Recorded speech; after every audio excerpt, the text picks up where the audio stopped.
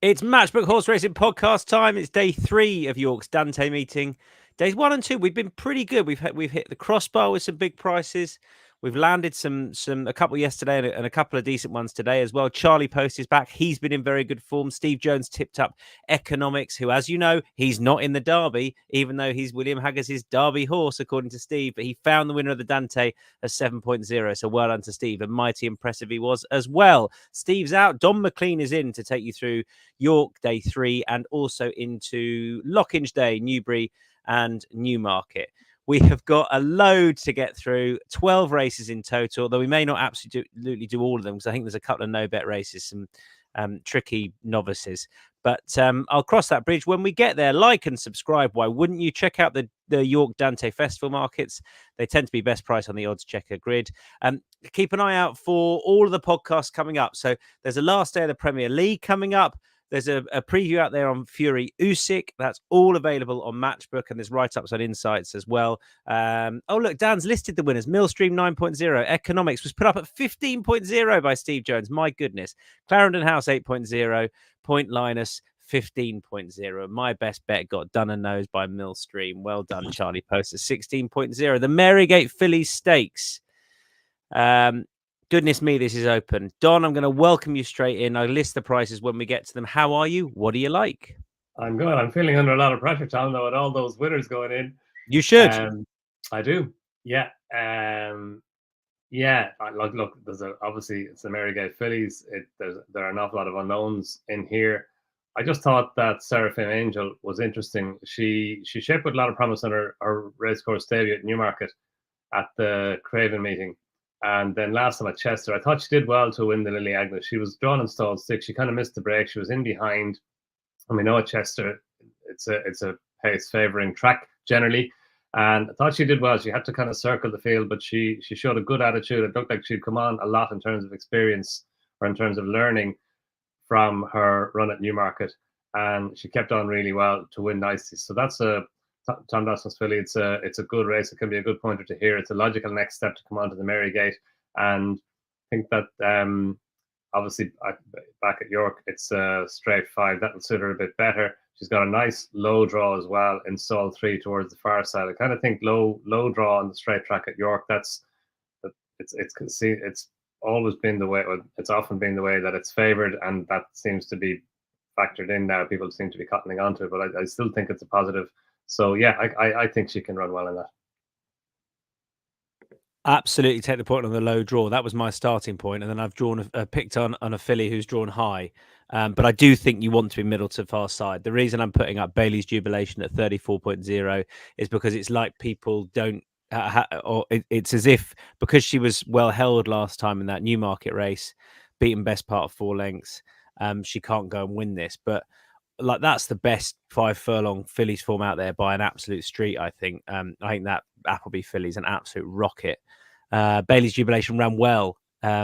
She wasn't beaten far by the rest, and I just think she's massively overpriced based on that run, because I think that run is better form than a lot of those that have shown that are shorter than her in the betting. So Bailey's Jubilation at 34.0. Charlie.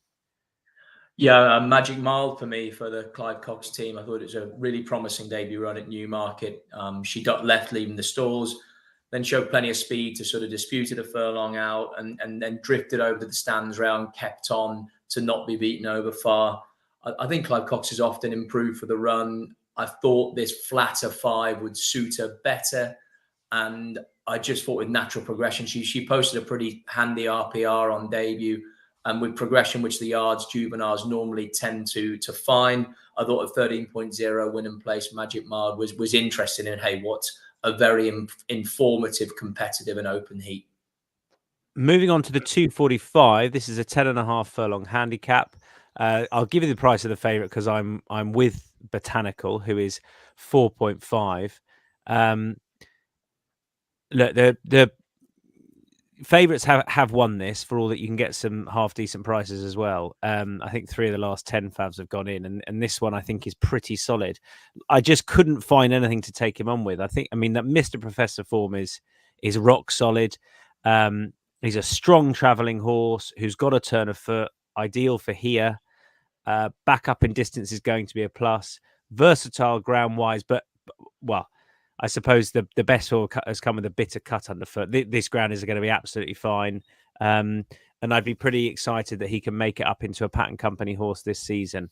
It wouldn't be, what is it, a 16 runner field? I mean, it wouldn't be the most confident shout, but I'm willing to have a small win bet only on Botanical at 4.5. Charlie.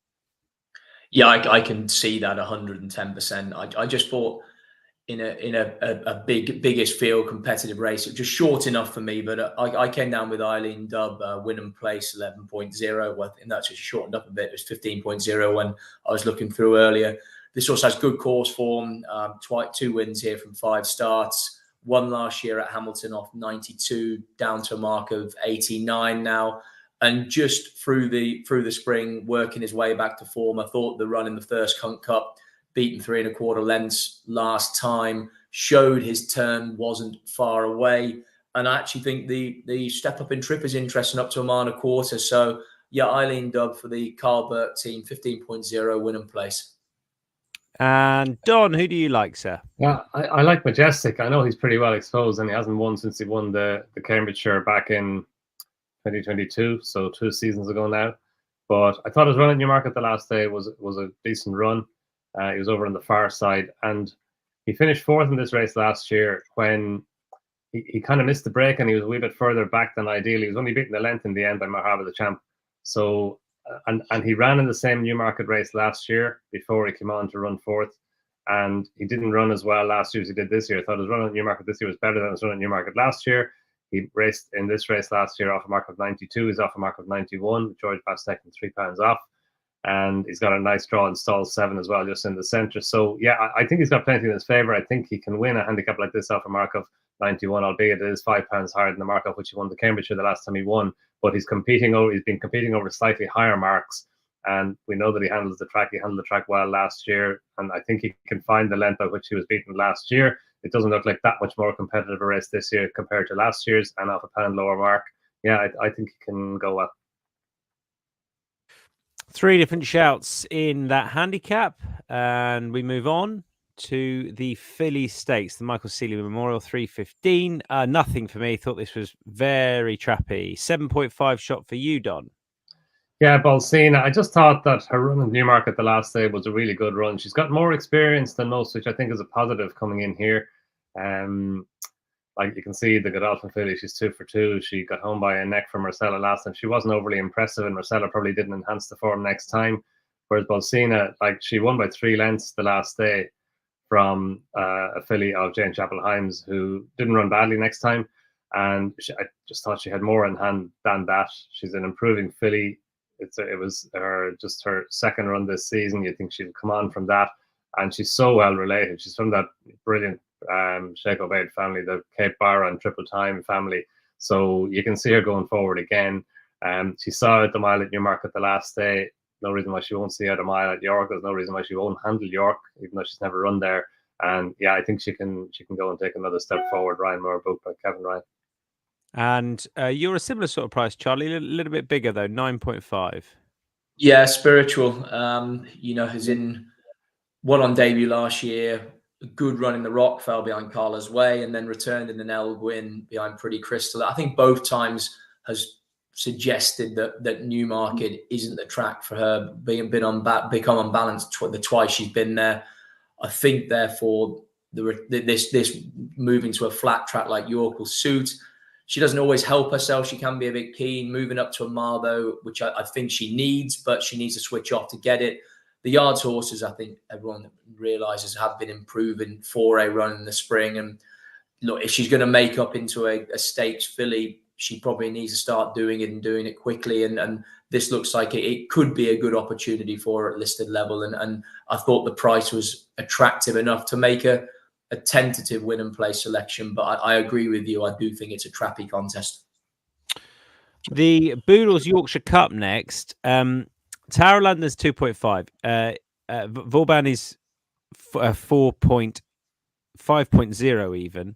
And Giavolotto is 9.0. Hamish is 8.0. So Charlie and I had picked Tower of London already. I was sort of hoping Donn was going to slot in with the Ritchie horse, but no. So go on, I'll let you kick off, Don, with last year's winner. Yeah, look, he's got ground to make up with Tower of London on the running in Maidan and on the running at Riyadh. And he's got a length to find on the Riyadh run. He's got nearly 4 lengths to find on the Maidan run. But I just think like he can be a keen going sort. He was keen in this race last year. He's keen over when he races over 2 miles. It didn't go a great pace at Maidan, and it probably didn't suit him. And he finished 3rd behind Coltrane in the Lonsdale Cup as well here in August over 2 miles, when again he raced keenly and probably just didn't fully get home. I think this 1.6 miles suits him well. He goes really well at York. There's only 2 runs at York were in the Lonsdale Cup last year, and he was a close up 3rd.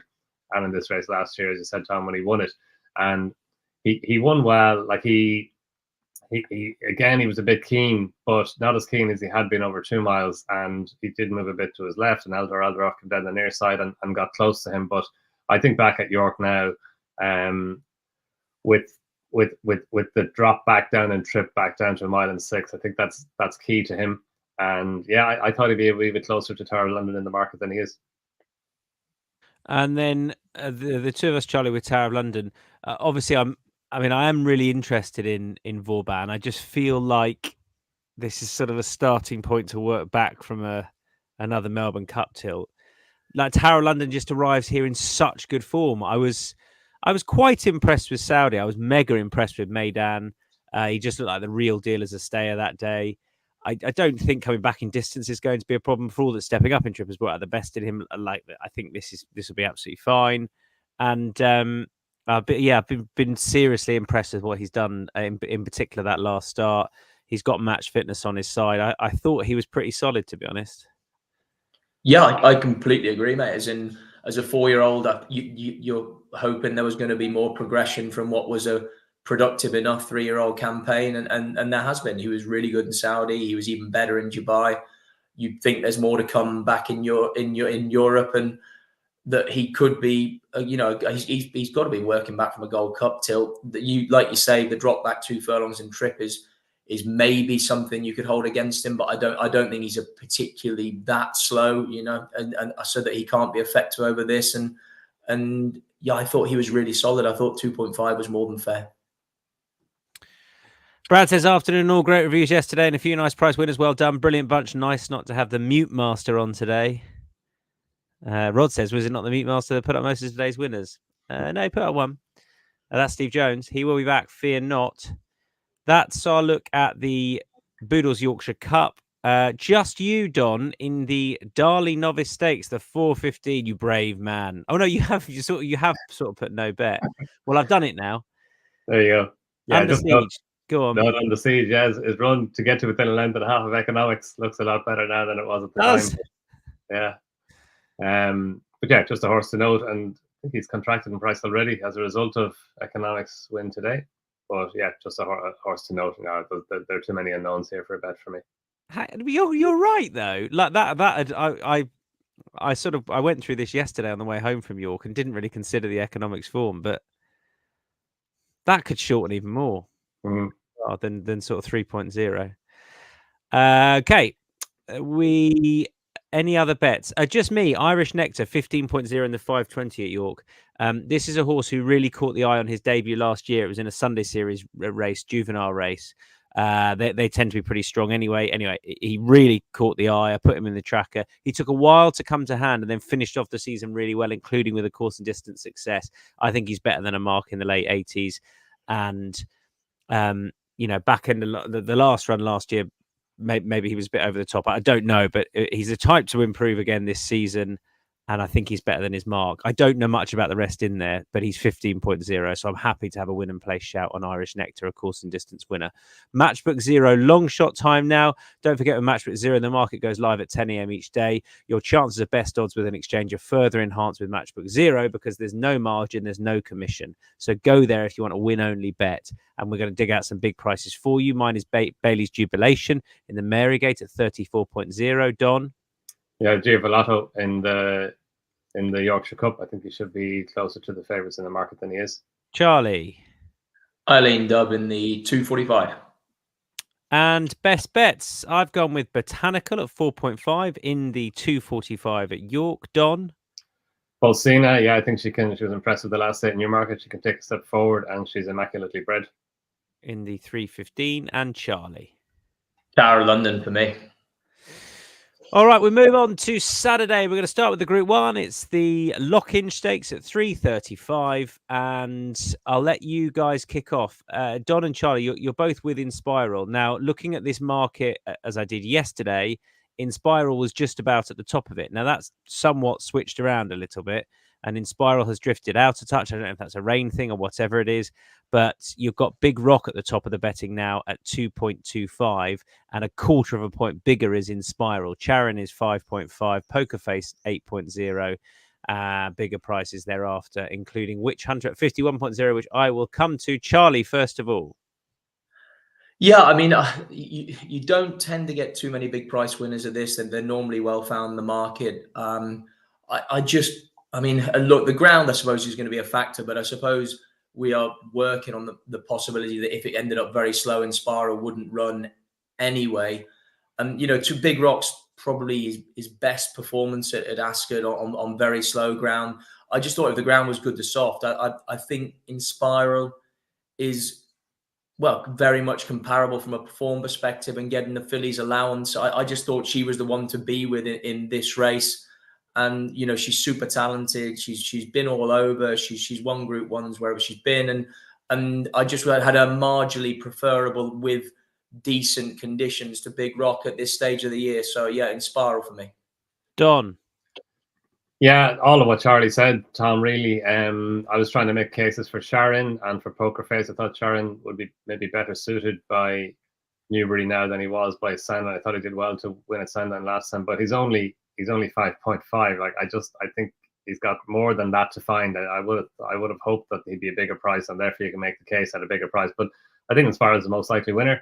I know Big Rock was very good at Ascot, like looked seriously impressive, but it was very soft ground for the QE2 on Champions Day, and you can often get accentuated distances on that day on that type of ground. And Inspiral did beat him in the Prix Jacques Lemarrois as well at Deauville back in August. So she goes well fresh. I know she was beaten in the Queen Anne at a short price, a relatively short price in her debut last season, but she was only beaten a neck with triple time, and she didn't have a great run through the race. So I wouldn't worry about the freshness. That John and Thady Gosden yard is in really good form. Be a wee bit worried about if it came up very soft, like if it came up kind of QE2 soft ground, which is, I don't know if that's possible. I'd be worried about that, but as Charlie said, she probably wouldn't run in that instance. So on you know, kind of just easy ground, good to soft ground, yeah, I think she's got a big chance of being Big Rock. Yeah, I think if it does come up genuinely soft ground or worse, and I'm not sure it will, but if it does, I don't think she will 100% line up. I think that's a real word of caution there. I went through it and thought, well, there's Big Rock. He's not been with his new trainer long. Champions Day can be a weird one. His form's rock solid, but he's a front runner with loads of pace on. I could swerve him. Inspiral, Kieran Schumacher on board for the first time. I'm not saying that's a negative on Kieran. It's just a difference. And she was disappointing on her first start last year. I don't think she's 100% reliable. So I thought, what can I sneak into the top three? And I thought Witch Hunter, as a patiently ridden horse in a race with loads of pace, just maybe could. He's a course winner. He's got about 3 legs to find, but ease in the ground is what he wants. And if they go really hard, Sean Levy might be able to smuggle him into a place. That's the way I want to play it anyway, because I couldn't back any of those towards the top of the market. 51.0. If you're getting top 3, or if you can play top 4 on Matchbook, that's how I would want to do it with Witch Hunter. I don't think he'll win. The Aston Park is up next. It's the 150. Donn and Charlie are with 3.0 shot Desert Hero. Whoever's most confident, speak first.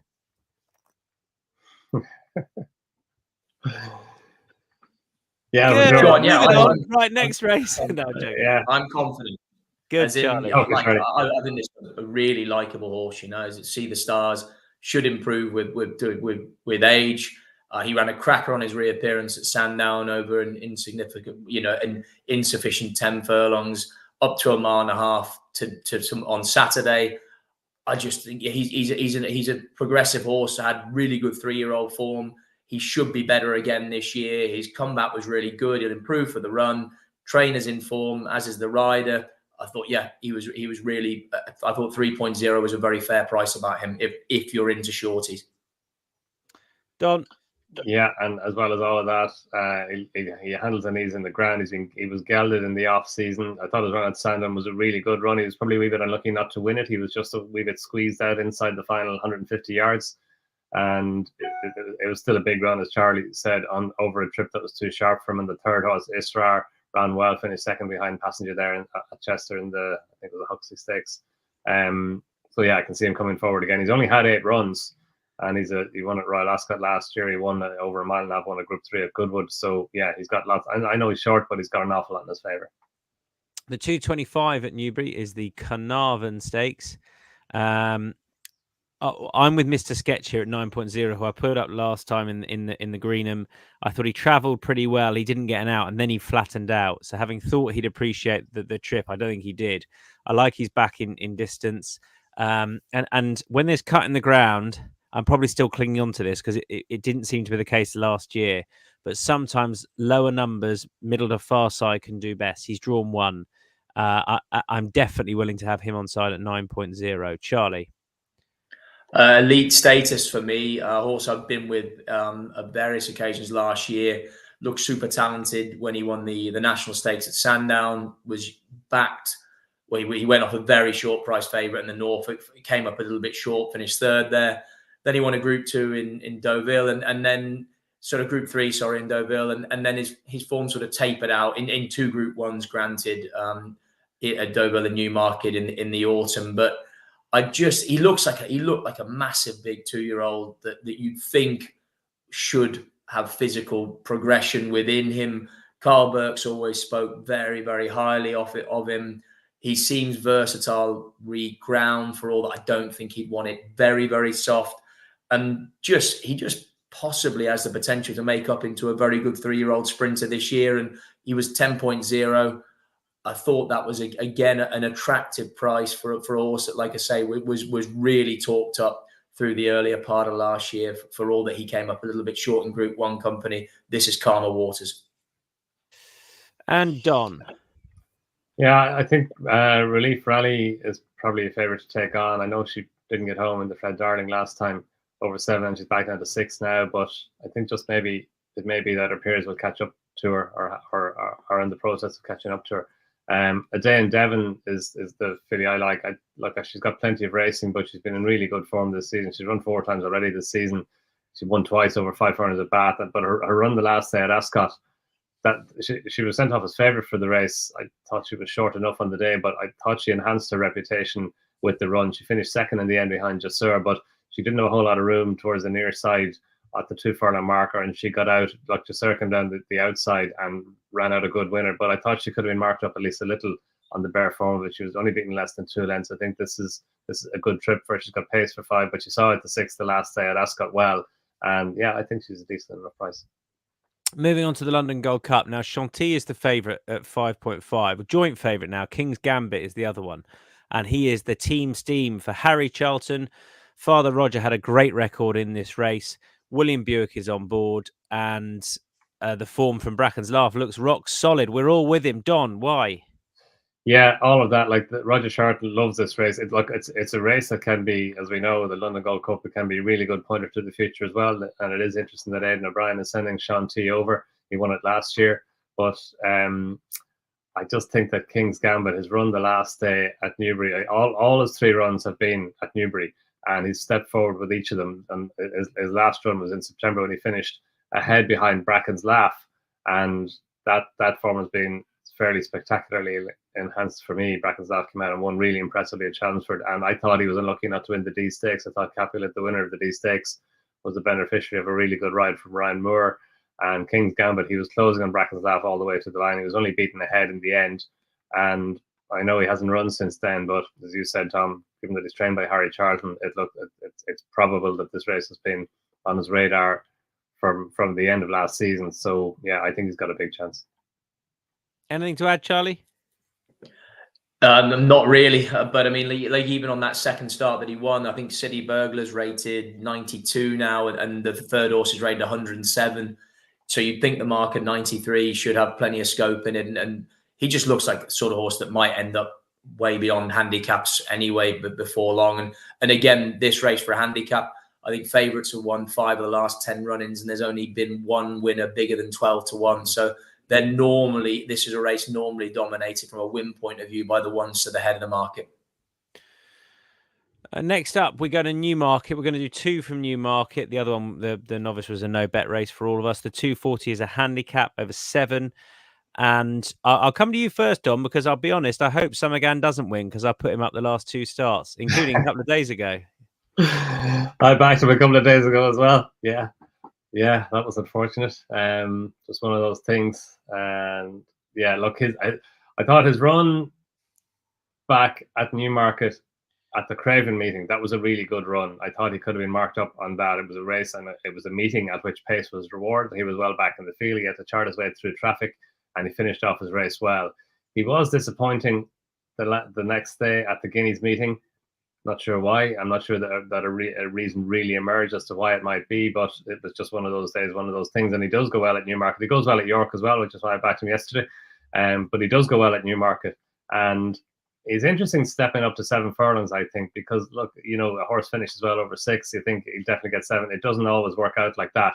But I just think that there's a chance that he could improve again for the step up and trip. He'll get a fast pace, and he was pretty well supported yesterday as well for yesterday's race. Obviously, he's none the worse for that. Gerald O'Mara is happy to allow him to take his chance again. And yeah, I think he's interesting now with the step back up and trip.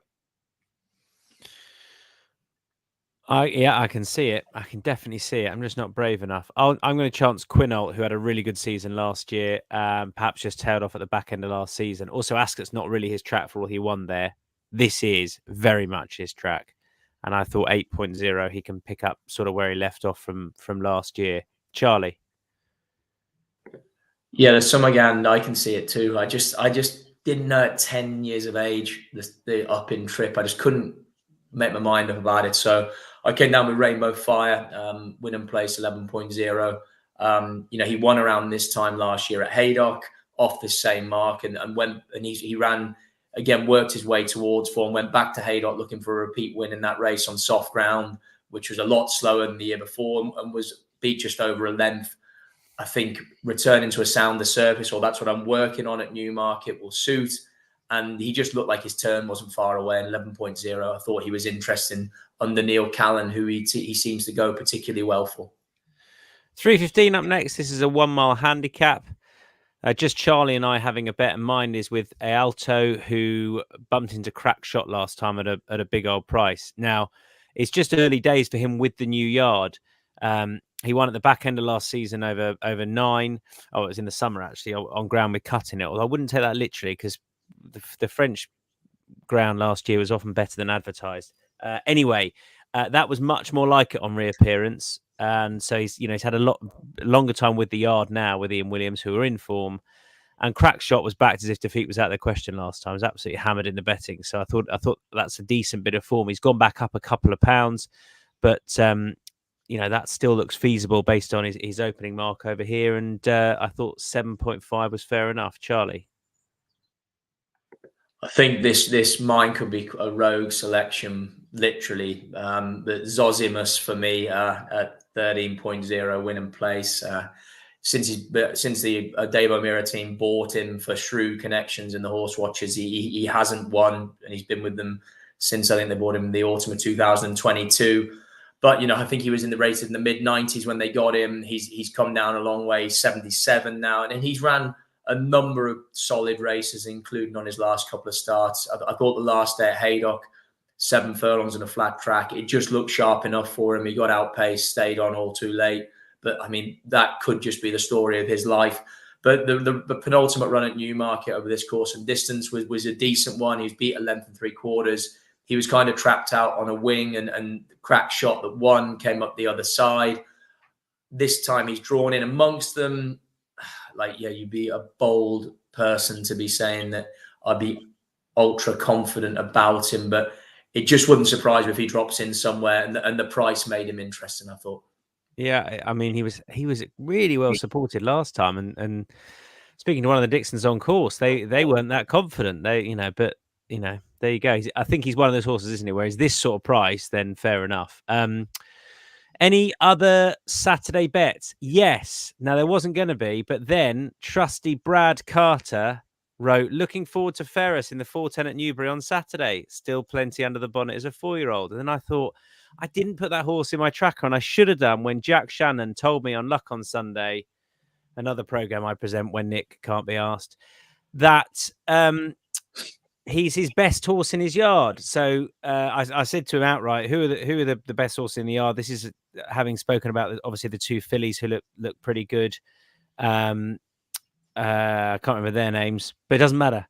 Because Ferris, he said, is the best horse in the yard, he thinks, and he has still got a Group 1 entry, and he wouldn't be surprised if he got there. Now, he needs to win this easily to do so, but that was obviously very interesting. He looked very good at the back end of last season. Jack was very confident. There's still a lot more left off this sort of mark. So Ferris at 5.5 in the 410 at Newbury.